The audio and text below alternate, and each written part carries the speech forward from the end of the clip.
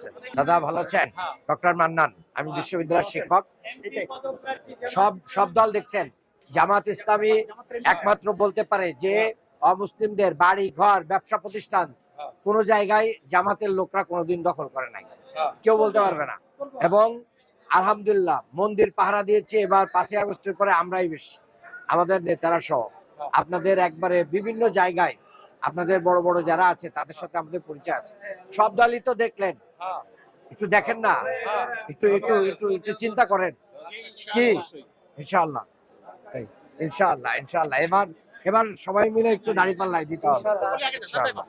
এবার তো আল্লাহ তাআলা এই দুনিয়াটাকে একটু বাংলাদেশটাকে একটু চেঞ্জ করতে চাচ্ছে আমার মনে হয় ইনশাআল্লাহ। এখন মুরব্বিদের দোয়া ছাড়া তো হবে না, দোয়া থাকবে ইনশাআল্লাহ। আশা করি আপনারা ভালো থাকবেন, আমরা নির্বাচিত হতে। আমাদের সাথে যারা ঘোরে তাদের নামে কোনো স্ক্যান্ডাল শুনবেন দাদা।